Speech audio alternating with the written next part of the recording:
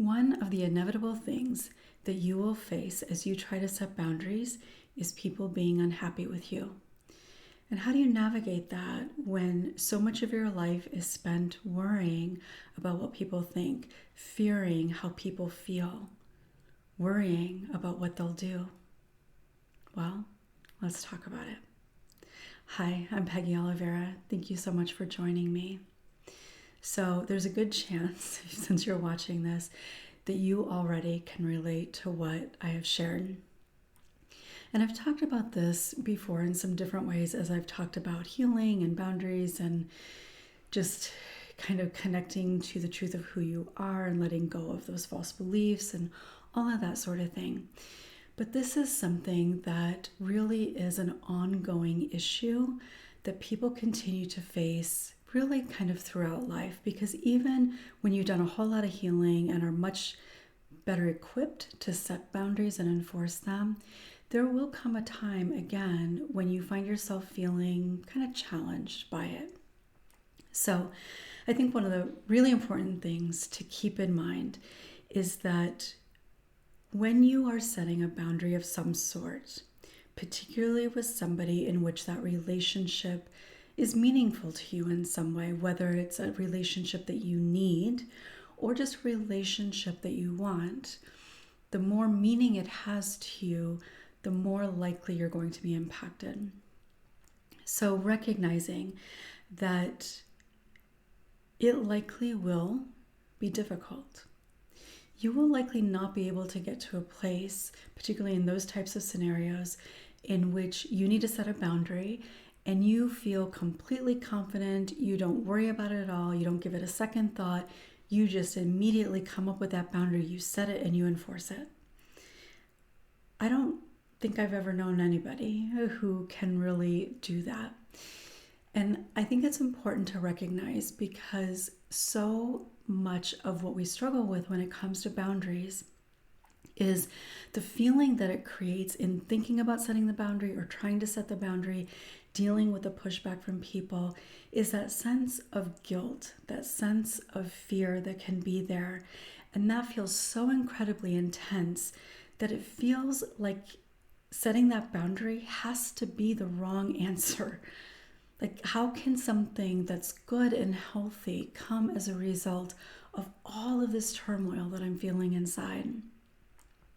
So we believe that if it feels that bad, if it feels that bad to other people, then maybe it really isn't a good idea. But the truth is that for you, as you kind of strengthen that muscle and build your confidence, setting almost any boundary is likely going to feel quite challenging. Setting boundaries in those situations in which I mentioned are going to feel potentially nearly impossible. For the people around you, particularly if they have an investment in you not setting that boundary, or if they're not particularly healthy, there is going to be pushback. Anytime there is pushback, it is harder to enforce that boundary. It's harder to trust in what you know to be true for you, what is best for you. Because the ways, the reasons, the things that they can do and say to make you question or doubt yourself can be incredibly strong. So recognizing that you're likely never going to get to a place where it's actually going to feel easy. I can certainly tell you from my own personal experience that there are times that I've had to have some difficult conversations, boundary related, kind of in a sense. The conversation was bigger than just a boundary, or have been, but that's part of it. And whether it is with a family member or a friend, it doesn't feel comfortable. It feels kind of scary. It feels uneasy for sure. I don't know what the outcome is going to be. I've already thought, like, should I say something? Should I not? Am I overreacting? Am I not? Like, all of that is still present. But I'm at a place where, for the most part, there's some balance there. So yeah, that might be there, but it doesn't far outweigh the part of me that trusts and knows what the healthiest thing is. And that's kind of the difference. So not just healing, but I think being an emotionally healthy person generally, being able to get to a place where you recognize that you have the capacity to hold the doubt, maybe even the fear, the worry, you have the capacity to hold that and still have that conversation, set that boundary. Where much of the time, especially early on in healing or certainly before healing, that fear and worry carries so much weight that doesn't matter what's happening over here, it just isn't going to move at all. So as you continue to heal, partly through practicing, in even just being able to honor yourself, in being able to recognize, what do you want and how does it feel? What do you need? As you do that, this becomes a little bit more even. And I'm doing this because I'm thinking about the scales of justice and the balance sort of thing. The more you practice it in little ways, the easier it becomes.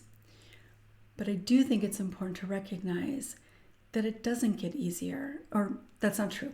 It does get easier, but it will never get to a point where it feels completely easy.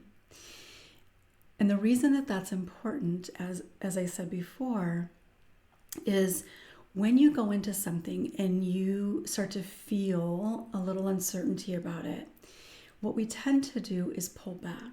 We think, oh, maybe I'm wrong, maybe it's not the right time.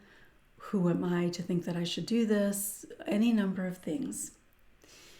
So recognizing that those thoughts are likely going to be there without it meaning that you're doing the wrong thing or the thing that isn't best for you.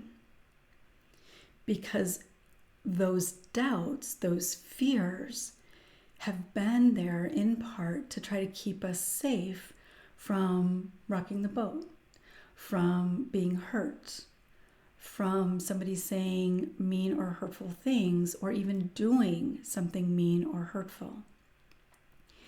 So when it feels protective and we're doing something outside of that, it very much feels like it's wrong. Like you're really stepping into something that just is going to be a really bad thing. But it feels that way because it's how it's always felt, and you don't know what the outcome is going to be. And going back to the video on the bear and man, when you don't know what the outcome is going to be, it feels incredibly scary. It can feel incredibly wrong. So, not going to get to a point where it just feels completely natural and easy. So then, what do you do to practice to be able to get to a place where it does feel easier? Well, practice is part of that. And that is practicing setting boundaries and enforcing them. But much of it is also about practicing, recognizing how you feel, what you need, what you want, what is best for you. Because that's also not something that a lot of survivors of childhood trauma have much experience with. And there are a variety of reasons for that. So it really does kind of need to start with practicing and honoring. And what I mean by that is people will often have like a thought or an idea or even a feeling that, no, I don't want to do that. Or I shouldn't feel this way. And when you feel that or think that, you immediately feel bad about it and talk yourself out of it. So when you think, I don't want to do that, you think, oh, but they've done nice things for me and I shouldn't feel this way. I'm a bad friend.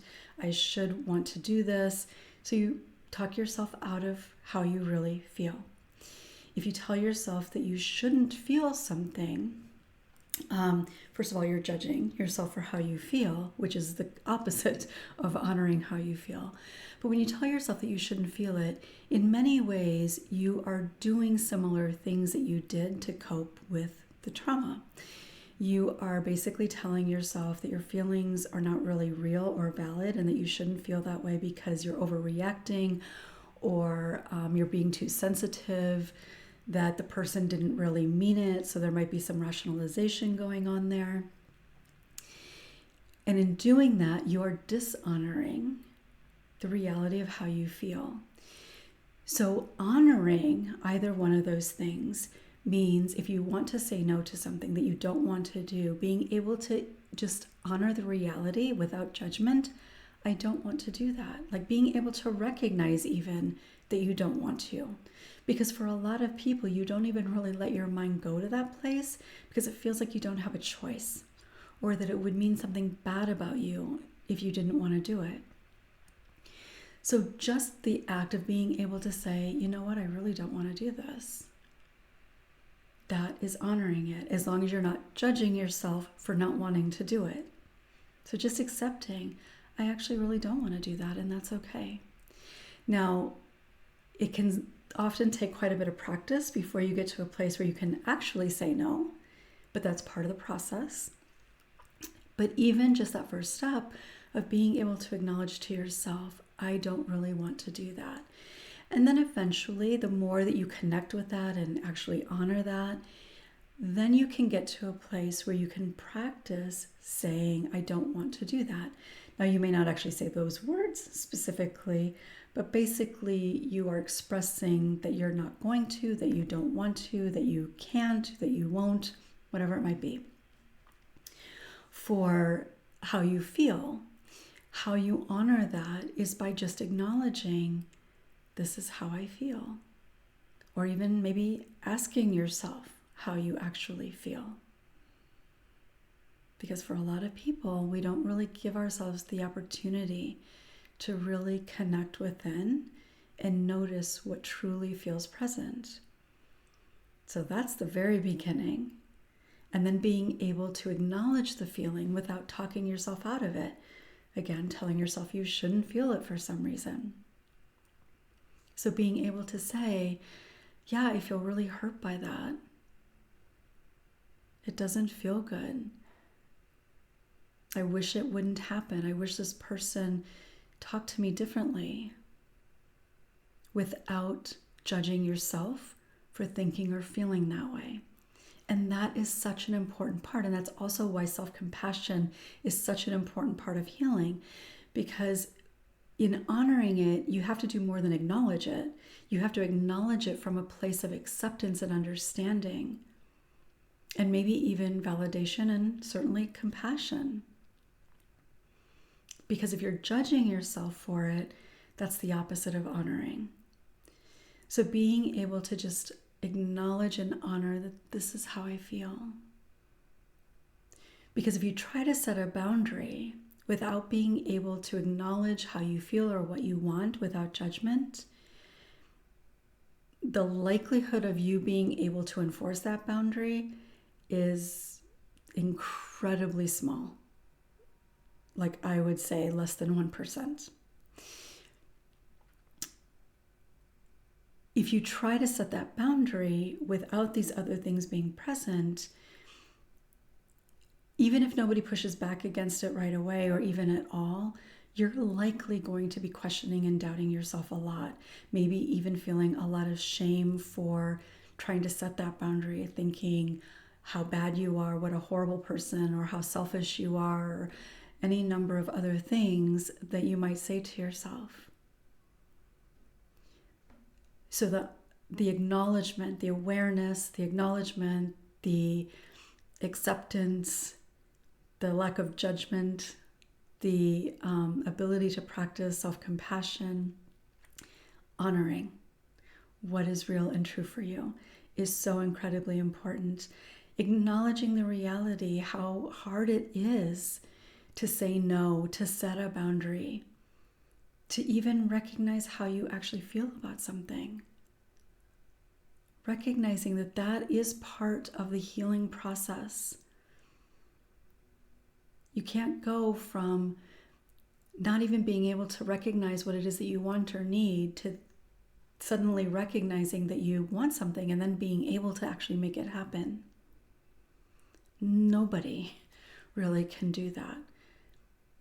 At least not in a healthy, long-term sort of way. We can sometimes be reactive and blurt out a boundary to somebody. And sometimes we might even kind of stick with it if we're the kind of person who really just kind of cuts ties and moves on. But for the majority of people, that is not the reality. And even if you do that, unless you're able to completely compartmentalize, you're likely going to feel a lot about the fact that it's happened or that you've done that. Doesn't mean that you should feel bad about it, but you likely will. So recognizing again that you're not going to get to a place without practice, lots of practice, where you can set a boundary and not struggle with it. Again, whether it's guilt or shame or overcompensating in some other way, it's not going to be easy. That I think is important. Recognizing that the process of healing, the process of getting to where you can set and enforce a boundary, and those are two very different things.